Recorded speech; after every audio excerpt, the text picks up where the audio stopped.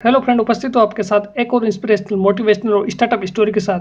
तो फिर चलो सुनते हैं आज की यह कहानी। डीएलएफ अध्यक्ष और मुख्य कार्यकारी अधिकारी कुशपाल सिंह की सफलता की जिंदगी की कहानी। यह कहानी उस व्यक्ति की सच्ची कहानी है जिसे आज लोग केपी सिंह के नाम से भारत के रियल एस्टेट क्षेत्र में सबसे बड़े विकास पुरुष के रूप में पहचान और अपनी इज्जत बनाए रखती है। भारत के रियल एस्टेट के क्षेत्र में सबसे बड़े विकास पुरुष के रूप में पहचानते और उनकी इज्जत करते हैं। यह उनकी मेहनत, लगन और कुशलता का कमाल है कि आज डीएलएफ यानी दिल्ली लैंड फाइनेंस का कारोबार देश के लगभग 20 राज्यों के 25 शहरों में फैला हुआ है, जिसमें विदेशों से भी कई बड़ी कंपनियों के समूह और लोगों ने निवेश कर रखा है और हजारों लोग इस रियल एस्टेट में उन्हीं की बदौलत आज रोजगार करते हैं। चलिए जानते हैं उनकी इस जिंदगी की कहानी को विस्तार से। डीएलएफ अध्यक्ष और मुख्य कार्यकारी अधिकारी कुशपाल सिंह का जन्म 15 अगस्त 1931 को उत्तर प्रदेश राज्य के बुलंदशहर जिले में एक जाट जमींदार परिवार में हुआ था। उन्होंने अपने स्नातक की डिग्री मेरठ कॉलेज उत्तर प्रदेश के विज्ञान में पूर्ण की। उसके बाद एरोनॉटिक्स इंजीनियरिंग की शिक्षा के लिए ब्रिटेन चले गए। वहां से डिग्री पूरी करने के बाद उनको ब्रिटिश अधिकारी सेवा चयन बोर्ड यूके द्वारा भारतीय सेना में चयन किया गया और वह देहरादून में भारतीय सैन्य अकादमी में शामिल हो गए और बाद में उन्हें भारतीय सेना के कैवलरी रेजिमेंट में कमीशन प्राप्त किया।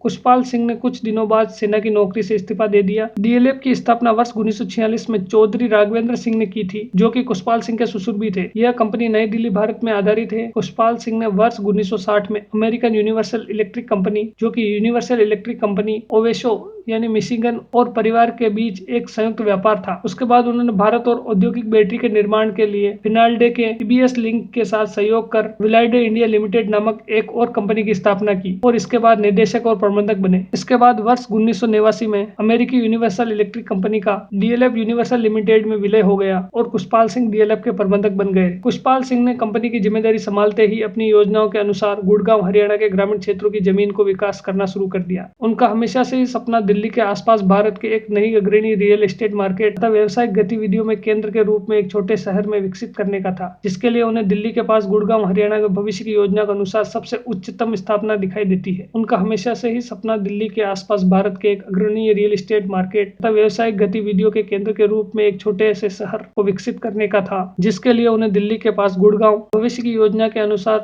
सबसे उच्च और उच्चतम स्थान दिखाई देने लगा। उन्होंने वहां जमीन खरीदना शुरू भी कर दी। उनकी ये दूर दराज सोच और योजना चल निकली और आज पूरे देश और दुनिया में गुड़गांव को मिलेनियम सिटी के नाम से जाना जाता है। आज गुड़गांव को आधुनिक टाउनशिप के वर्तमान में विकसित करने का श्रेय कुशपाल सिंह को दिया जाता है। यही नहीं, उनकी भूमिका भारतीय रियल एस्टेट के माध्यम से भारतीय अर्थव्यवस्था के अविस्मरणीय विकास के लिए हमेशा सराहनीय रहेगी। उन्हें विश्व स्तरीय रियल एस्टेट के मापदंड को अपनाकर प्रत्यक्ष विदेशी पूंजी का निवेश एफडीआई को भारत में लाने के लिए प्रोत्साहन किया और साथ ही रियल एस्टेट के क्षेत्र में अनाउंसमेंट जैसे एक नए रास्ते का अनुसरण करके इस व्यापार में भारत का विश्व स्तर का नाम रोशन किया। डीएलएफ ने सबसे पहले दिल्ली के Shivaji park, Rajouri garden, Krishna Nagar, south extension, greater Kailash colony और हेज खास जैसी आवासीय कॉलोनियों का विकास करना शुरू किया। वर्ष 1970 में इस कंपनी ने गुड़गांव में अपनी डीएलएफ सिटी प्रोजेक्ट के अंतर्गत होटल, बुनियादी ढांचा और विशेष आर्थिक क्षेत्र में संबंधित विकास परियोजनाओं को विकास करना शुरू किया। आज डीएलएफ साइबर सिटी भारत का सबसे बड़ा विकसित टेक्नोलॉजी पार्क है,